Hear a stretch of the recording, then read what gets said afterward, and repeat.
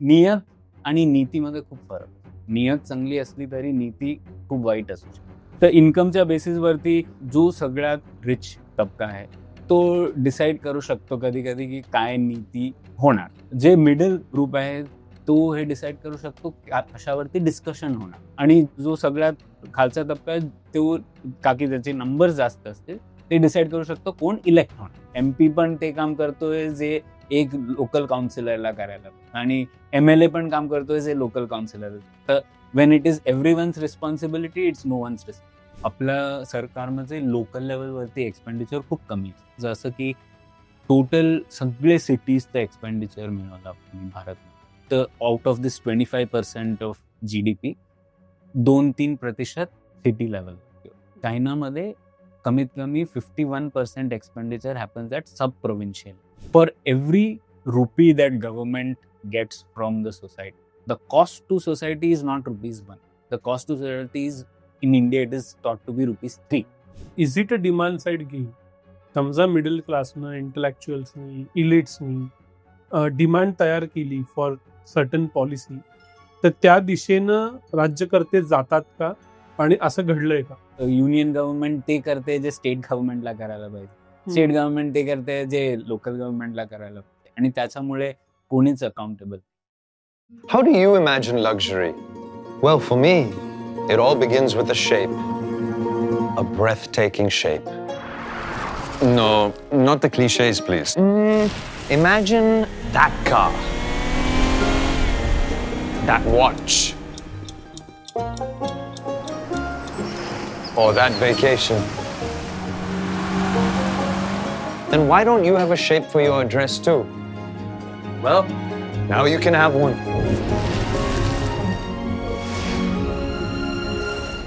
Amanora Gateway Towers 2 at Pune. The breathtaking shape of luxury. नमस्कार, मी विनायक पाचलक आणि think बँकच्या behind the scenes मध्ये तुम्हा सगळ्यांचं पुन्हा एकदा अगदी मनापासून स्वागत. आपण वेगवेगळे विषय आपल्या चर्चेला घेत असतो, तसेच 2 महत्वाचे विषय आज मला चर्चेला घ्यायचे. एक आहे पब्लिक पॉलिसी, आपल्या सगळ्यांविषयी जी धोरणं ठरवली जातात त्याच्याबद्दलची चर्चा, आणि दुसरा अर्थातच सेमीकंडक्टर्स, चिप वॉर्स, त्याच्याबद्दल आपण सगळे ऐकतोय.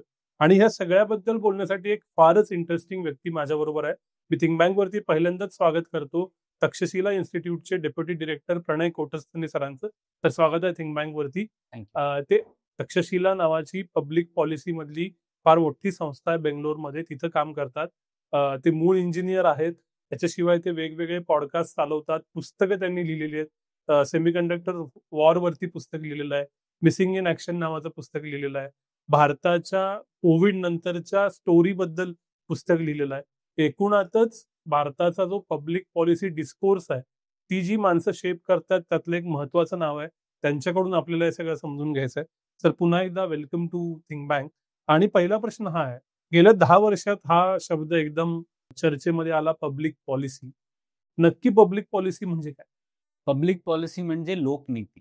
म्हणजे जे पॉलिसीज सरकार आणते त्याचा व्यापक असर सगळ्यांवर होतो, आपल्यावर होतो, है ना. तर ऍक्च्युली पब्लिक पॉलिसीच्या शब्दातच पब्लिक आहे, तर म्हणून आपल्या सगळ्यांवरती असर होतो. पण पहिले कसं होतं की लोकांना वाटायचं की पब्लिक पॉलिसी फक्त जे लोक सरकारच्या आत आहे ते त्यांनाच माहिती असायला पाहिजे. पण हे लोकतंत्रात लोकांना कळलं की असं नसतं. जसं की उदाहरणार्थ US मध्ये जे पब्लिक पॉलिसी थिंक टँक्स आहेत ते 110 वर्ष वगैरे झाले.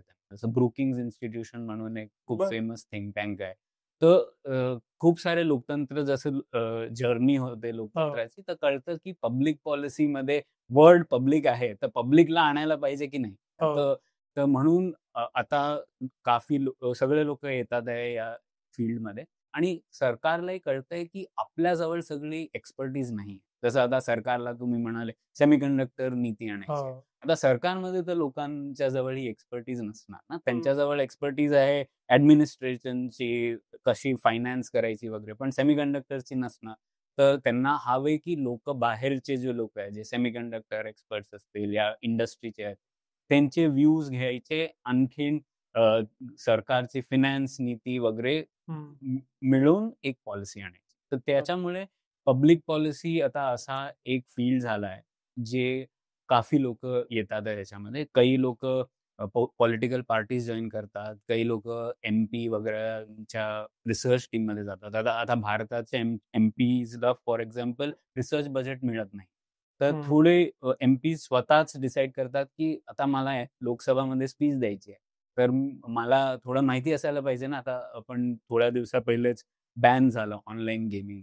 आता काही जरी स्पीच द्यायची आहे की काय आमचं मत असायला पाहिजे, त्याच्याकरता हवे एक्सपर्टीज, तर ते लोक टीम जॉईन करतात. तर हे मोठ्या पब्लिक पॉलिसी हे असतं. आणि आम्ही असं याची परिभाषा देतो की काही पण नीती जी एक्झिक्युटिव्ह, लेजिस्लेचर, ज्युडिशियरी तिघांची जी नीती असते ते सगळ्यांना त्याचा प्रभाव पडतो सगळ्यांवरती. आणि म्हणून आपल्याला एक तर पहिले माहिती असायला पाहिजे की काय आहे, ज्याच्याने की आपण सरकारची काय स्ट्रेंथ आहे, काय विकनेसेस आहे ते माहिती करू शकतो. काही आणि जर का आपल्याला नाही माहिती असेल हे डिटेल्स, तर काही वेळा सरकार जे हवे ते करतात आणि मग त्याच्यानंतर आपल्याला माहिती पडतं अरे हे तर बरं नाही झालं.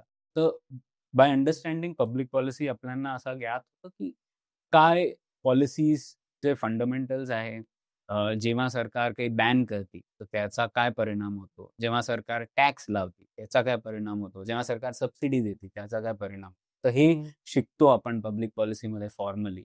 आणि त्याच्यानी थिअरी ऑफ चेंज हे आहे की नीती बरी होणार आणि इम्प्रूव्ह होणार. पण मी कॉमन मॅन आहे, मला माझ्या रोजच्या जगण्याचे एवढे प्रश्न आहेत. मी 5 वर्षातनं एकदा मत देतो आणि अज्युम की ते सरकार माझ्यासाठी चांगले वाईट निर्णय घेईल. हे वगळता ऍज अ कॉमन मॅन मी कशाला लक्ष घालावं की हे घडतंय का, ते घडतंय का, आणि मी लक्ष घातलंच तर त्याचा काय फरक पडणार आहे?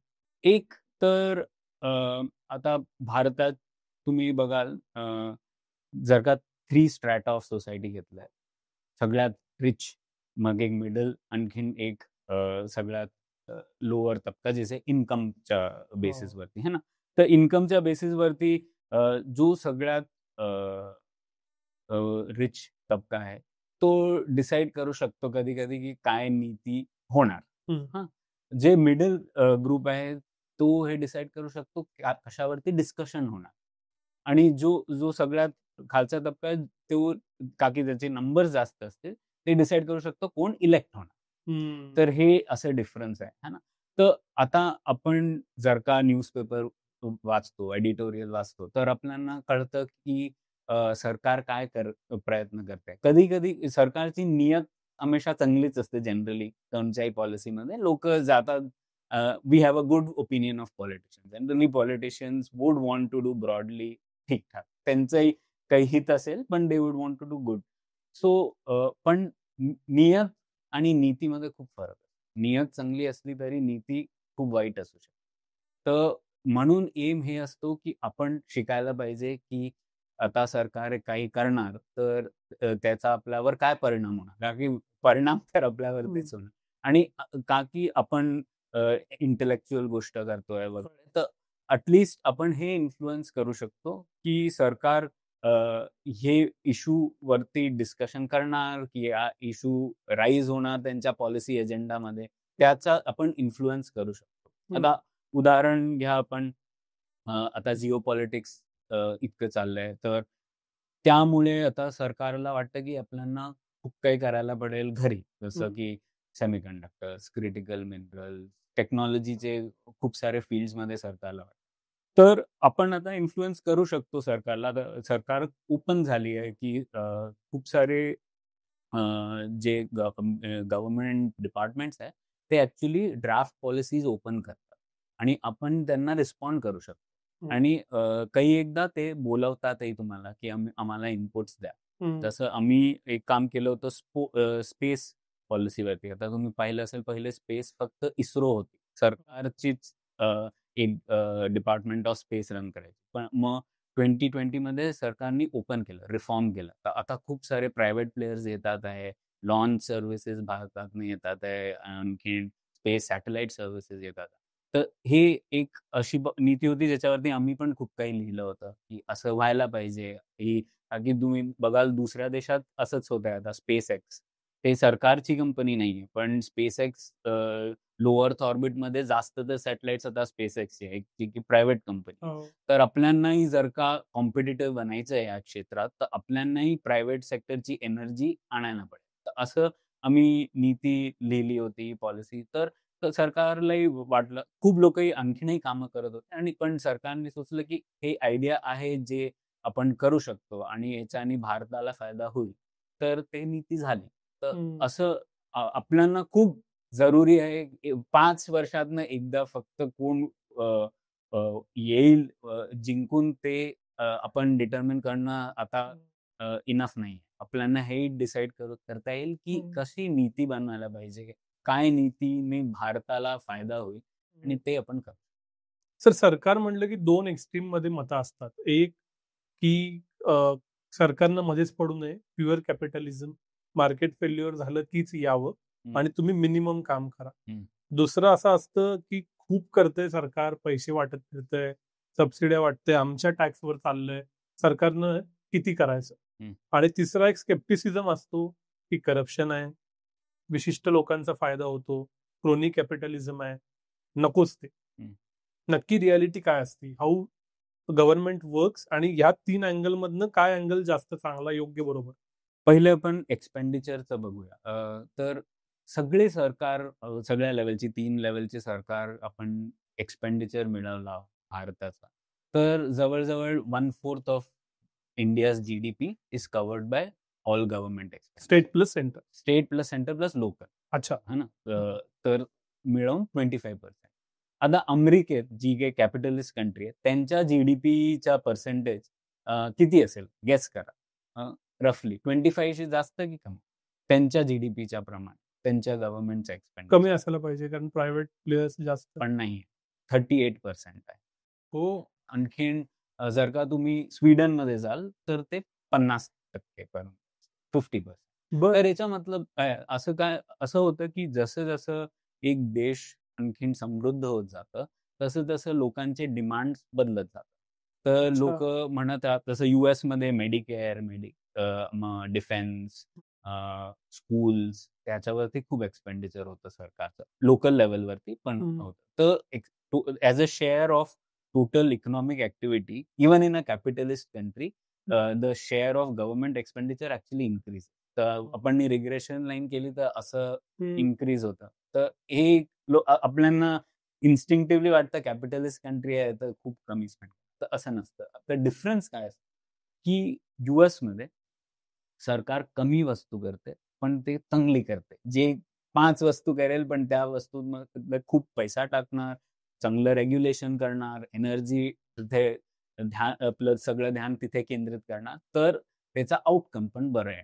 असे थिअरी ऑफ चेंज. तर 38% एक्सपेंडिचर आहे, पण सरकार सगळ्या वस्तू नाही करत आहे. जसं भारतमध्ये. तर भारतमध्ये even though it is 25% expenditure, तरी जे एरियाज आहेत, तर सरकार सगळ्या एरियामध्ये महत्वाकांक्षी खूप आहे सर. सरकारला खूप काही करायचं आहे. हर फील्डमध्ये काही करायचं आहे, पण क्षमता नाही. आता हे मी तुम्हाला दिलं expenditure wise. Even people wise जर का आपण पॉप्युलेशन वाईज नॉर्मलाइज केलं, तर US federal government is twice as big as the Indian government. हो. आता परत आपल्याला वाटेल कॅपिटलिस्ट कंट्री आहे, तर तिथे लोकं नसणार जास्त त्यामध्ये, पण असं नसतं. आणि I am including even if you include all PSUs of हो. India, still it will be less than half of when normalised to population. तर याचा अर्थ काय, की आपली सरकारमध्ये क्षमता कमी आहे, लोकं कमी आहे, एक्सपेंडिचर पण तसं कमी आहे. आणि पण सरकारची महत्वाकांक्षा खूप आहे. तर दॅट इज द पॅराडॉक्स, की आपल्याला सरकार जे करू शकते ते आणि जे करायला पाहिजे सरकारला, ते सरकार नाही करत आहे. तर we will say public safety आणि पोलीस व्यवस्था, लॉ अँड ऑर्डर, ही वस्तू फक्त सरकार करू शकते. आपण प्रायव्हेट सेक्टरमध्ये नाही करू शकत. This will have to be done by. पण या सगळ्या वस्तूवरती काही ॲक्टिव्हिझम तर आहेच नाही, की असं नाही आपण म्हणत आहे, की आम्ही धरणा देणार, की पोलीस व्यवस्था चांगली करा. असं की लॉ अँड ऑर्डर चांगलं करा. तर ह्या वस्तूंवर सरकारचं ध्यान कमी केंद्रित असतं. आणखीन बाकी सगळ्या वस्तूंवरती खूप जास्त. आणि आपली हिस्ट्री पण अशी आहे की आपण सरकारला जास्त तर लोक माईबाप सरकार, की काही पण प्रॉब्लेम झालं तर फर्स्ट पण सरकारकडे जाऊ आणि सरकार माझं हे प्रॉब्लेम. तर जेव्हा आपली ही प्रवृत्ती असते त्यामुळे सरकारलाही इंटरेस्ट आहे की ठीक आहे मी हेही करणार तेही करणार. आता MP LADS स्कीम पण असते. MP पण ते काम करतोय जे एक लोकल काउन्सिलरला करायला पाहिजे. आणि MLA पण काम करतोय जे लोकल काउन्सिलर. तर when it is everyone's responsibility it's no one's responsibility. आणि त्याच्यामुळे आपल्याला जे आउटकम्स हवे, आपल्याला हेल्थ जे आउटकम्स हवे ते नाही, एज्युकेशनचे आउटकम्स हवे ते नाही आहे. लॉ अँड ऑर्डर, पोलीस व्यवस्था, पब्लिक सेफ्टी, अर्बन इन्फ्रास्ट्रक्चर ह्या सगळ्यांमध्ये दुर्लक्ष. आणि that is what we try to talk, की ह्या वस्तूंमध्ये आपल्याला सरकारला अकाउंटेबल ठरवायचं आहे आणि आपल्याला म्हणायचं आहे की सरकारला हे करायलाच. आणखीन दुसरी एक फीचर आहे याची, की आपल्या सरकारमध्ये लोकल लेवलवरती एक्सपेंडिचर खूप कमी आहे. तर जसं की टोटल सगळे सिटीजचं एक्सपेंडिचर मिळवलं आपण भारतनं, तर out of this 25% of GDP 2-3% city लेवलवरती, बाकी स्टेट आणि युनियन गव्हर्नमेंटवरती. Contrast that with China. चायनामध्ये कमीत कमी 51% expenditure happens at sub provincial, तर स्टेटच्या खाली. तर आता आपण इथे गाड्या पाहतो ना, MG मोटर्स वगैरे. MG Motors is owned by Shanghai government. It's a fully owned subsidiary of Shanghai government, not of the central और. तर एनिवे, द महत्वाची गोष्ट हे आहे की आपल्याला लोकल लेवल सरकारला सदृढ करायचं. मग कारण की आपले प्रेफरन्सेस आपले ते लवकर कन्वे होतात आणि लवकर त्याच्यावरती ऍक्शनही होतं. जर का दिल्लीवरती पर्यंत जायला पडेल तर खूप टाइम लागतो. तर आपल्याला एक तर गव्हर्नमेंटला फोकस करायचा आहे आणि मग आपल्याला सबसिडियारिटी प्रिन्सिपल, म्हणजे जे वस्तू लोकल सॉल्व्ह होऊ शकते ते लोकल तरीकेने सॉल्व्ह करा, हे करणं खूप जरुरी आहे. ते नाही केलं तर खूप प्रॉब्लेम होतात. जसं एज्युकेशनमध्ये माहिती आहे, आता आपल्याला वाटतं की गव्हर्नमेंट टीचर्स आर अंडरपेड असं वाटतं आपल्याला, है ना. But actually that's not true. If you compare with China, government permanent teachers are more than 3x paid compared to China's when you normalize. तो पण त्यांचे आउटकम्स बेटर आहे compared to ours. Why is that? Most of the teachers are not from the same place where the schools are located. तर teacher ऍब्सेंटिझम होतं आणि there is permanent position, तर मग दुर्लक्ष होतं आणि आपण अकाउंटेबल ठरवत नाहीये सरकार. तर हे सगळी वस्तू, that's the field I would say it is important. Capitalism, socialism हे फक्त इझम्स आहे, पण आपल्याला आउटकम्स पाहिजे. हा जो तुम्ही फीचर्सचं उदाहरण दिलं, सरकारी काम 6 महिने थांब असं मराठीत म्हणतात.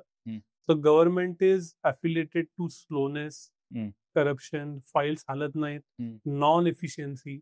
मग काही पॉडकास्टमध्ये चर्चा होती की आपलं गव्हर्नमेंट टॉप हेवी आहे, लोकल नाही, व्हॉट एव्हर इट इज. आणि प्रायव्हेट म्हणजे इफिशियन्सी, कॉम्पिटिशन. खरंच असं आहे का? असं असणं योग्य आहे का? काय? मोर ऑफन दॅन नॉट असं खरंच आहे. का की ऍक्च्युली कसं असतं, जेव्हा एक कंपनी प्रायव्हेट सेक्टरमध्ये असते तर त्याचं एक उद्देश असतं प्रॉफिट. तर जर का उद्देश एकदम क्लिअर आणि स्पष्ट असतं तर आपण आपली एनर्जी तशी टाकू शकतो आणि आपल्याला एक क्लिअर इंडिकेटर आहे.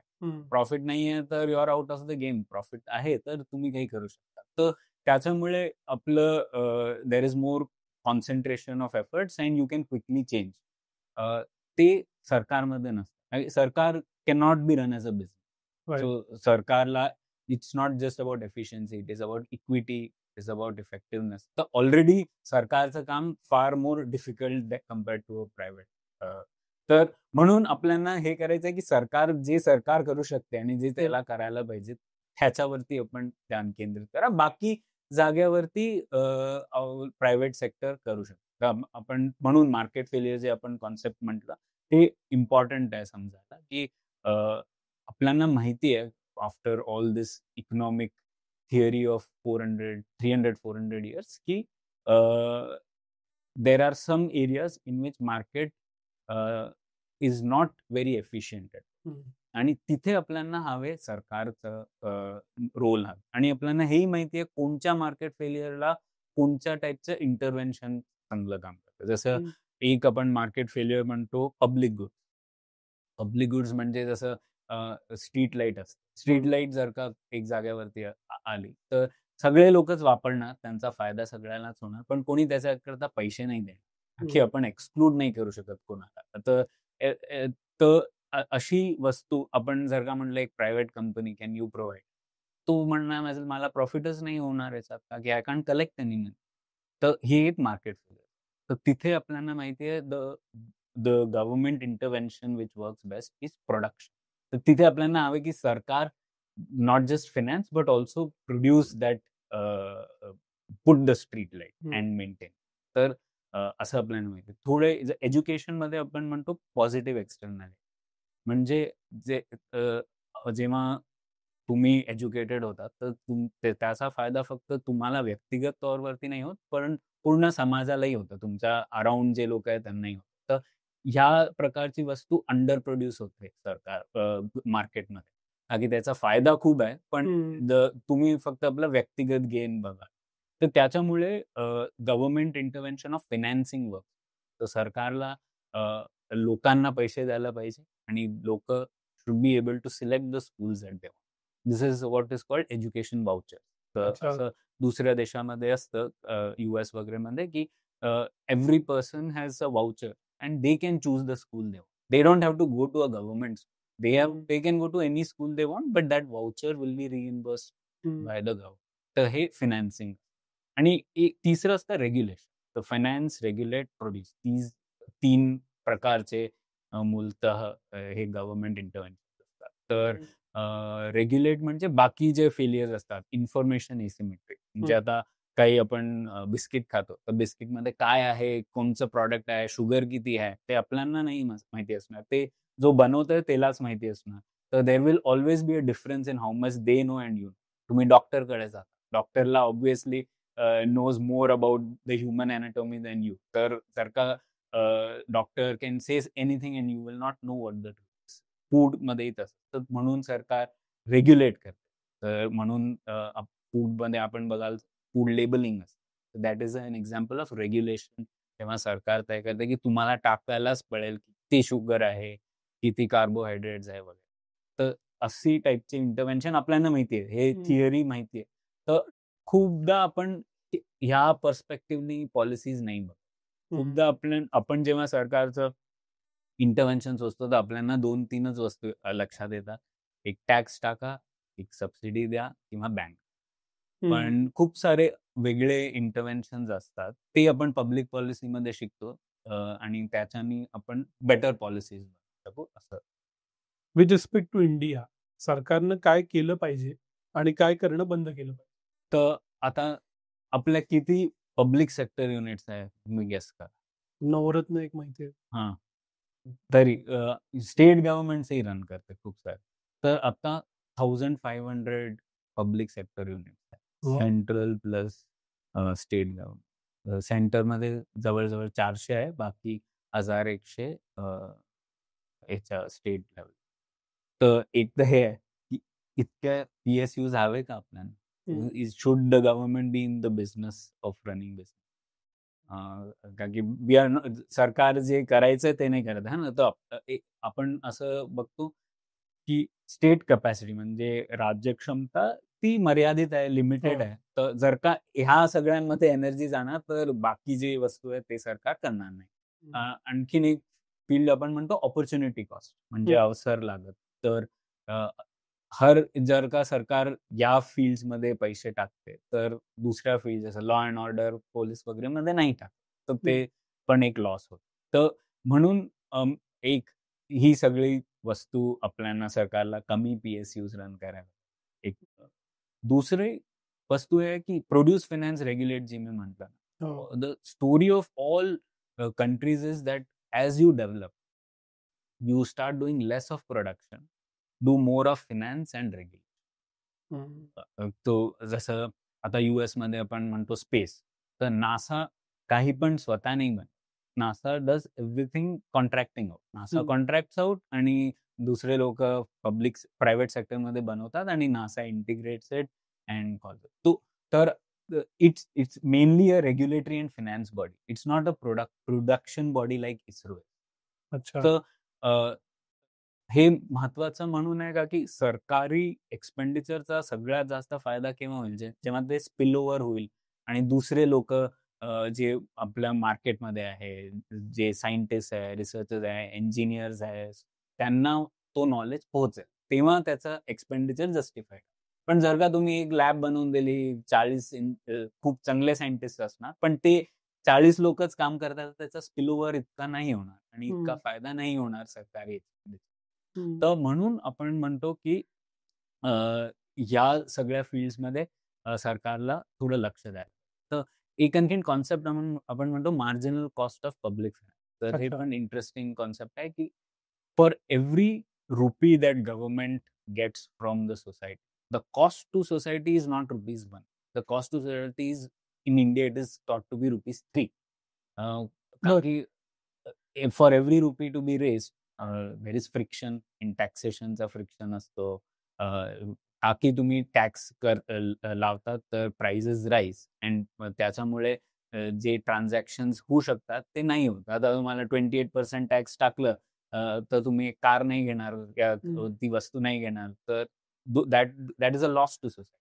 तर त्याच्यामुळे loss to society for every ₹1 of government expenditure is actually around ₹.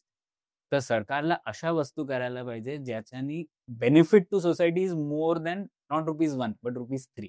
Then you can justify. तर म्हणून मार्केट फेलियर जेव्हा सरकार फिक्स करते तेव्हा benefits are generally more than ₹3 for every ₹1. तर that is justify. Things were running up Air India जेव्हा होती sir, त्याचा फायदा ऍक्च्युअली नुकसान झाला का की it became a zombie firm. त्याची एनर्जीच्यामुळे बाकी कंपनीज बुडले आणि त्यांचं नुकसान झालं. तर आपल्याला ते लक्षात द्या. दुसरं आहे खूप सारे जसं सेमीकंडक्टर्स मध्ये आता सरकार खूप पैसा टाकते त्याच्यात, तर तेही आपल्याला सोचायला पाहिजे की सरकार एक सेमीकंडक्टर फॅब आहे जी सरकार पण रन करते मोहालीमध्ये, पण त्याचा इतका काही उपयोग झाला नाही.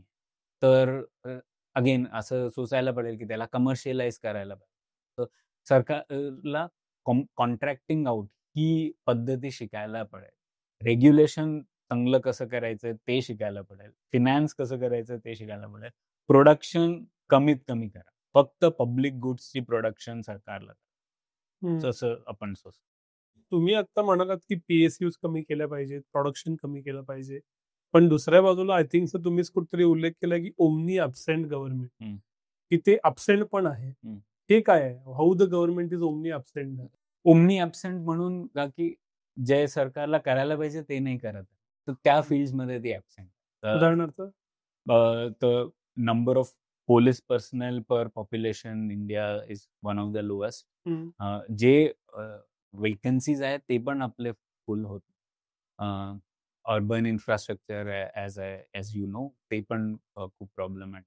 लॉ अँड ऑर्डर आपले the pending cases in judiciary, the pace at which आपण भीतो काही पण केस झालं तर, पण तुम्ही बघाल जसं जसं नेशन स्टेट्स बिकम प्रॉस्परस, समृद्ध होतात, तर actually the confidence should be की तुम्ही आणि मी काही पण एक ट्रान्झॅक्शन करू शकतो आणि आपल्याला कॉन्फिडन्स असायला पाहिजे की काही रॉंग झालं तर आपण जाऊ केस करू आणि that will be solved easy.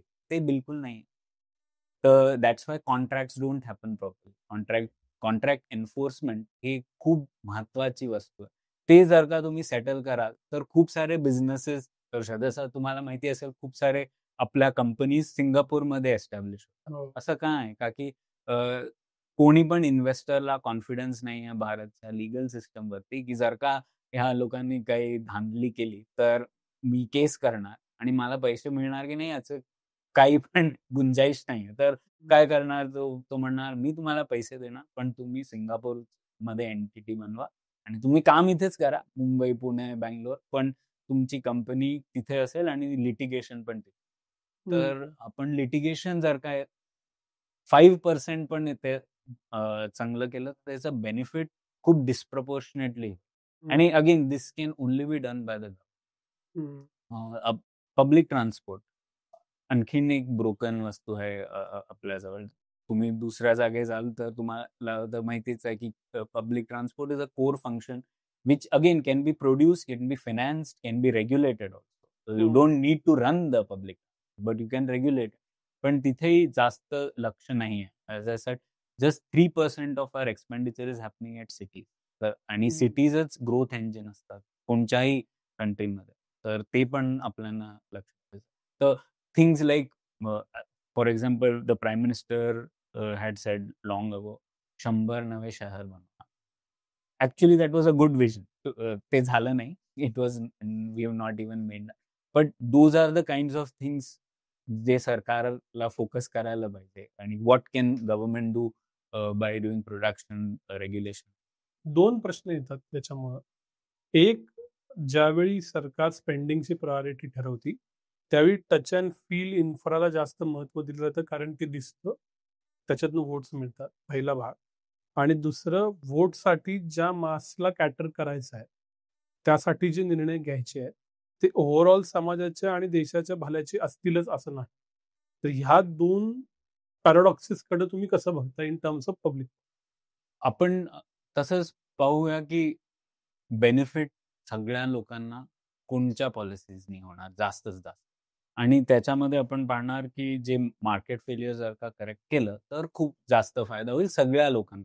तर एक पॅराडॉक्स असं आहे की जेव्हा इंडिपेंडन्स झालं त्याच्यानंतर जे संविधान होतं ते बनलं फक्त पॉलिटिकल राजनीतिक क्रांतीचं एक इन्स्ट्रुमेंट नव्हतं, पण आपण असंही त्याला ठरवलं की ते सामाजिक क्रांतीचंही एक इन्स्ट्रुमेंट असेल.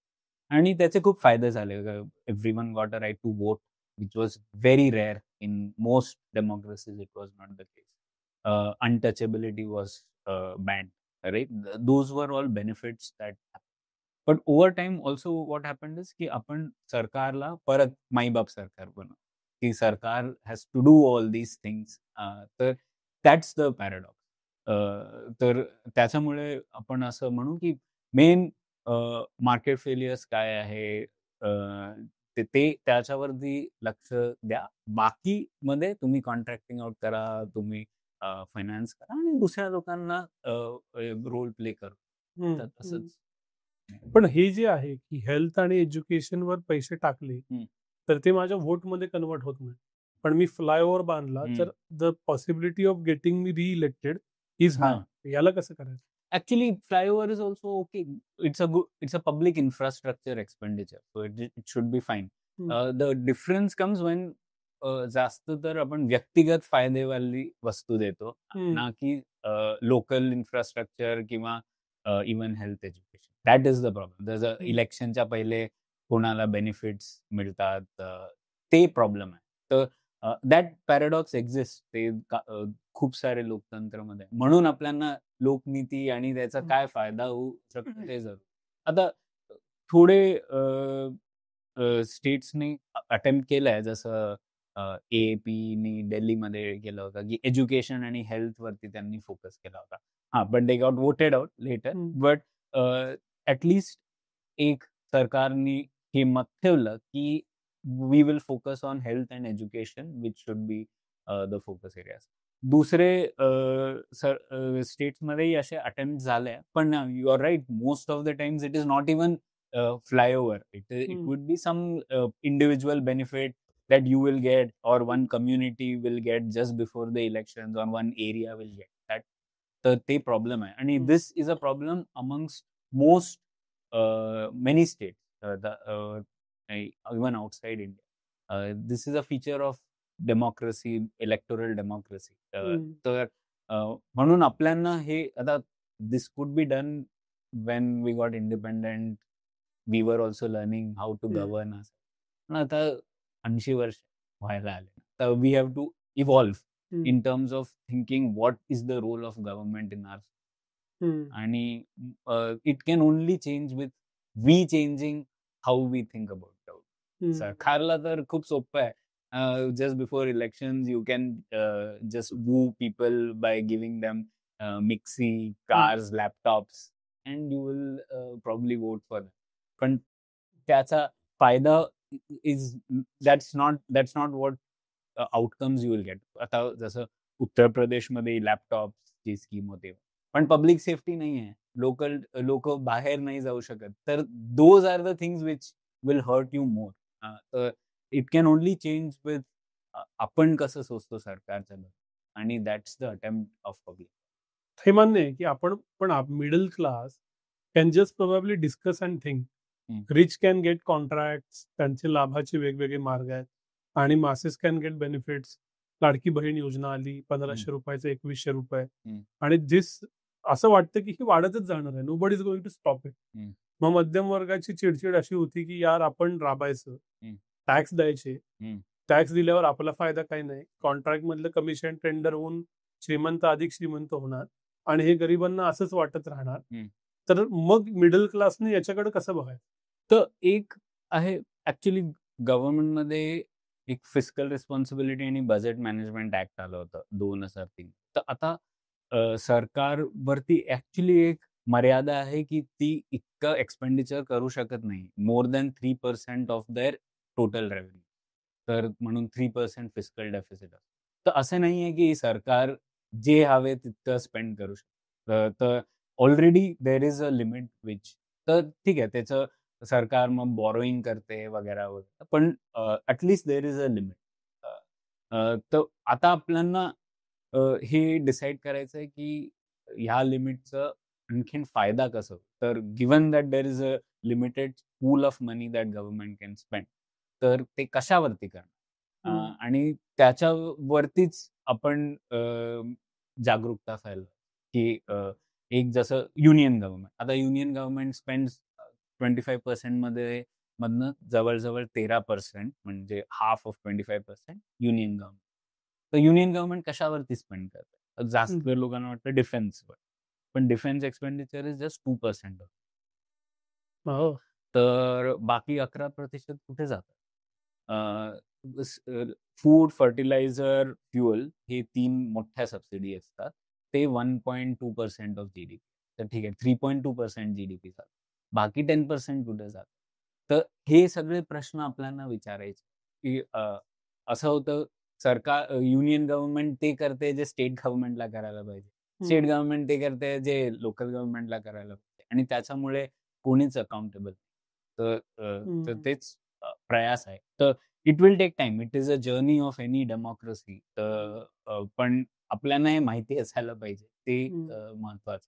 तर over time government also change behaviour. असं नाही आहे की जसं बिफोर 1991 गव्हर्नमेंटला वाटायचं सगळं मीच प्रोड्यूस करू शकतो, तर तेव्हा तर you couldn't run a business properly, कारण की गव्हर्नमेंट यूज टू थिंक की प्रायव्हेट सेक्टरमध्ये क्षमताच नाहीये, तर माझ्याजवळ क्षमता आहे, तर मीच इतके बिझनेसेस रन करणार. तुम्हाला काही बनवायचं तर पहिले लायसन्स घ्या माझ्याकडनं, मग किती प्रोड्यूस करायचंय तुम्हाला ते पण मी ठरवणार, असं व्हायचं. पण आता बदलून गेलंय. तर आफ्टर 91 द आयडिया चेंज, की ऍक्च्युली गव्हर्नमेंटचं रोल इतकं सेक्टर्समध्ये नसायला. तर तेच आपल्याला आणखीन we have to take the next step. असं आता ट्रम्पच्यामुळे पण आता सरकार म्हणते की आपल्याला नवी रिफॉर्म्सची गरज आहे. These are the things. So आता ही संधी आली असं म्हणतात की we are at new 91 movement.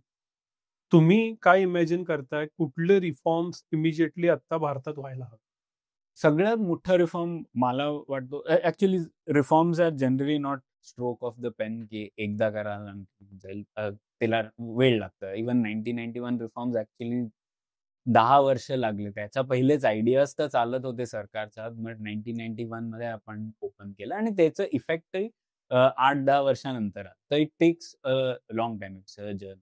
तर मला जर का काही करायचं असेल तर जसं डिरेग्युलेशन एक आयडिया आहे, ते जे खूप सारे सरकारने केलं, युके वगैरे. पहिले युके जसं जगामध्ये खूप सारं हायेस्ट टॅक्स रेट वॉज 80-90%, पण दे डिरेग्युलेटेड. दे थॉट की असं नाही आहे, सरकारला सगळं नाही करायचं असतं, आणि they did deregulation under Margaret Thatcher, आणि आताही ते नवं डिरेग्युलेशन. तसंच मला वाटतं सरकारचं एक डिरेग्युलेशन ऍक्ट असं, जसं we have Fiscal Responsibility and Budget Management Act. So we have some control over how much government should spend, but there is no control over how governments regulate. उदाहरणार्थ की आता सरकारने बॅन केलं ऑनलाईन मनी game, पण काही पण impact report सरकारने नाही आपल्याला दिले. का असं केलं त्याचं जस्टिफिकेशन फक्त 2 लाईन आहे. काय एव्हिडन्स होता त्याचं नाही माहिती. तसंच इम्पोर्ट टॅरिफ कधी पण सरकार वाढवते, कधी कमी करते, जास्त दर वाढवतेच आणि त्याच्यामुळे आपले कॉस्ट वाढतात. तर ह्याची जबाबदारी असायला पाहिजे. तर what we would say is जसं आपल्या fiscal responsibility and budget management act आहे, तसंच एक रेग्युलेटरी रिस्पॉन्सिबिलिटी ऍक्टची गरज आहे, ज्याच्यामध्ये सरकार हे कमिट करेल की जेव्हा मी काही पण पॉलिसी ऍक्शन घेतो त्याच्या पहिले एक इम्पॅक्ट रिपोर्ट असतो, ती इम्पॅक्ट रिपोर्ट प्रेझेंट करूया. त्याच्या मग लोक वाचतील, लोक कमेंट करतील आणि त्याच्यानंतरच सरकार हे नियम निर्णय घेईल. आणि असं दुसऱ्या देशामध्ये झालंय over time. That is the big idea I think which will be useful. त्याच्या बिसाइड्स दॅट खूप लोक सेक्टर वाईज म्हणतात की जसं टॅक्स कमी करायला पाहिजे, that will be good. You need to get petroleum, electricity under GST, का की the cost of doing business in India is still very high. आणि त्याच्यामुळे आपले बिझनेसेस कॉम्पिटिटिव्ह नसतात आणि we can't export to the world. तर textiles, जसं textiles मध्ये Bangladesh got ahead of us in over the last 10 years, का की we increase import tariffs on the products which were use to make polyester or synthetic clothes. हेच clothes use होतात Europe, US मध्ये, not cotton. आणि त्याचे आपण import tariffs वाढव. तर बांगलादेशनी नाही वाढवली, तर they became more competitive. Their inputs were cheaper, so their products were cheap. तर त्यासारखी वस्तू आपल्याला रेग्युलेटरी ऍक्टने at least the government will be more responsible, more cautious before putting these. That I think would be the major right. And that can be applied to many fields. Urbanization मध्ये जसं एक doctor Gurbachan Singh म्हणून आहे, त्यांनी खूप research केली आहे urban housing वरती. तर ते म्हणतात की आपण अर्बन हाऊसिंग मध्ये लायसन्स परमिट कोटाराज अजूनही आहे. तर लायसन्स आपल्याला वाटतं लायसन्स परमिट कोटाराज 1991 मध्ये त्याचा अंत झाला, पण असं नाहीये. अर्बन हाऊसिंग मध्येही खूप रेस्ट्रिक्शन्स असतात. तर सरकार सोचते ओके अर्बन हाऊसिंग सॉल्व्ह करायचं तर काय करू, आपण प्रोड्यूस करू. तर सर आवास योजना ही ती, but that is not enough. सरकार इतकी बनवू नाही शकत घर. तर finally the solution has to come out of finance or regulation. So allow others to build and regulate properly. तर आपल्याला त्याचं रेग्युलेशन कसं करायचं, that will be another big step. Most of the economic growth will happen in cities. So we need our cities to function well. And for that we will need to fix it. Public policy मध्ये कायम तुम्ही एक अशा मुद्द्याची चर्चा करता की unintended consequences, आणि म्हणून कमीत कमी ऍड करा. तर ते काय असतं? अनपेक्षित आणि अवांछित, अनइंटेंडेड अँड अनएंटिसिपेटेड, त्याच्यामध्ये डिफरन्स आहे. तर जर का आपल्याला इकॉनॉमिक रिझनिंग, पब्लिक पॉलिसीची हिस्ट्रीचं ज्ञान असेल तर आपण अँटिसिपेट करू शकतो काय अनइंटेंडेड कॉन्सिक्वेन्सेस असणार before the policy is put. जसं की आता आपण मूवी तिकीट्स असतात, खूप स्टेट्समध्ये ही एक असते की मूवी तिकीट्स खूप कॉस्टली झाले, सरकारला काही करायला पाहिजे. तर मग सरकार काय करते, मूवी प्राइस तिकीट्स कॅप करते. मग काय होतं त्याच्यामुळे, पॉपकॉर्नची प्राइस वाढतात, आणखीन मॉलमध्ये पार्किंगची प्राइस वाढतात. That is you can anticipate. You don't need to put that policy in place, कारण तो कसं बिझनेस करणार जो हे. This is a common thing. Prohibition खूप सरकारने ट्राय केलंय. 1950 मध्ये Bombay state before Maharashtra was form, ते प्रोहिबिशन केलं. प्रोहिबिशनच्या मुळे most of the things went underground. Those underground alcohol led to then those same people, जे पैसा त्यांनी बनवला ते they can't use it for other purposes, so they went into gold smuggling, and that gold smuggling people went to and became mafia, right? So there's actually खूप पुस्तकं आहे याच्यावरती, the connection between prohibition to the Mumbai mafia of 90s. So जेव्हा आपण असे टाईपचे policies आणतो तर त्याचा जे परिणाम होतो ते आपण ॲटलिस्ट खूप सारे केसेसमध्ये आपण त्याची अँटिसिपेशन करू शकतो आणि ते मी शिकतो. तर जर का आपल्याला इकॉनॉमिक रिझनिंग माहिती असेल तर you are able to predict some of the things. Not everything because it's a complex system. पण you can predict to a reasonable degree and then you have to be cautious. आता जसं इथे झालंय online games. मी हे उदाहरण घेतो का की आत्ताच झालं. पण ते झालं तर आता आपल्याला माहिती आहे की लोक VPN यूज करणार आणि हे कंपनीज सिंगापोर या दुसऱ्या देशामध्ये जाऊन सेटअप करणार. तर how will you regulate them after that? तर आपल्याला जर का स्टॉप करायचं तर दुसरी इन्स्ट्रुमेंट्स असतात. सरकार जागरूकता फैलवू शकते या सरकार टॅक्स करू शकते. There are various instruments. पण the stronger the instrument that you use, the more the chances of unintended consequences having long term. So we have to be cautious.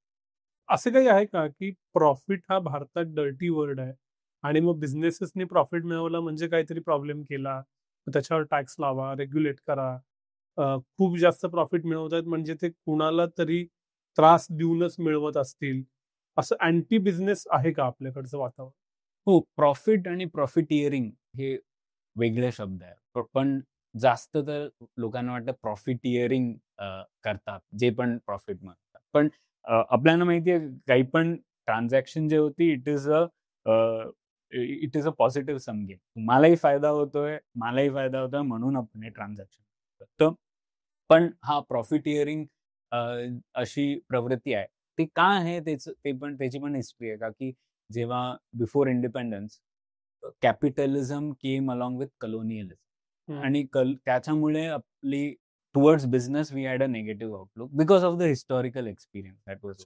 आणि त्याच्यानंतर इंडिपेंडन्सच्या नंतरही आपण एक सोशलिस्ट माइंडसेट होता तेव्हा. तर businesses were not allowed to do much. So the only businesses who did a lot were the ones who were in crony business. Right? They were already in good terms with the governments and they were able to get things. तर त्याच्यामुळे आपल्याला वाटलं की any profit is earned through wrong means. It is not earned through right. But that is changing. आता तुम्ही पाहाल 91च्या नंतर जसं सॉफ्टवेअर बूम झालं, बँगलोरमध्ये जे कंपनीज वगैरे आले, तर लोकांना कळतं की you can do clean businesses. Profit making is not bad and in fact you need to be able to make profits. त्याच्यामुळे समाजाचाच फायदा होतो खूप लोकांचा. तर ते चेंज होत आहे, पण it will take time. We are still in that phase where it is easy to say की all profit making is bad. पण बदलाव होतोय. आयडियल कॅपिटलिझम मध्ये असं म्हणतात की बिझनेसेसना जास्तीत जास्त फ्रीडम पाहिजे आणि तरी सोसायटीचं भलं झालं पाहिजे. असं व्हायचं असेल भारतात तर फॉर बिझनेस पर्पजेस काय काय चेंजेस पॉलिसी लेवलला झाले पाहिजे? आपण एक डिफरन्स करतो प्रो बिझनेस आणि प्रो मार्केटमध्ये. तर प्रो बिझनेस म्हणजे प्रो बिझनेस पॉलिसी काय असतात, जसं डिसाईड केलं ह्या सेक्टर मला इम्पॉर्टंट आहे तर 3 लोकांना मी सिलेक्ट करणार आणि त्यांना मी सबसिडी देणार किंवा PLI देणार, प्रोडक्शन लिंक. हे सगळे प्रो बिझनेस पॉलिसीज आहेत. यांचा जास्त तर फायदा थोड्या बिझनेसेसलाच होतो आणि ते प्रॉफिटिअरिंग करतात. जसं जेव्हा मी एक्झाम्पल दिलं टेक्सटाईलचा, इम्पोर्ट टॅरिफ्स टाकले आपण इनपुट करता, जे PTA म्हणून एक प्रॉडक्ट असतं, त्याच्याने आपण पॉलिएस्टर वगैरे ते चायनानी यायचं, त्याच्यावरती इम्पोर्ट टॅरिफ्स. त्या इम्पोर्ट टॅरिफ्स म्हणून टाकले का की थोडे इंडियन कंपनीज होते जे PTA बनवायचे. त्यांनी सरकारला म्हटलं असेल की आम्हाला फायदा होईल, तुम्ही हे टॅरिफ्स वाढवा. आणि त्यांनी वाढवले तर त्यांना फायदा झाला असेल, पण समाजाला फायदा नाही झाला. टेक्सटाईल सेक्टर खूप महत्वाचं आहे भारताकरता, का की आपल्या पूर्ण ऑर्गनाइज सेक्टरमध्ये जवळजवळ 40% विमेन्स एम्प्लॉयमेंट जे आहे ते टेक्सटाईलमध्ये. आणि आता आपली textile industry is not as competitive. तर त्याचं नुकसान सगळ्यांना झालं. तर ही प्रो बिझनेस पॉलिसीज असतात. टॅरिफ्स वाढवा कोणत्या सेक्टर करता, मग PLI द्या, इन्सेंटिव्ह द्या, दे आर प्रो बिझनेस.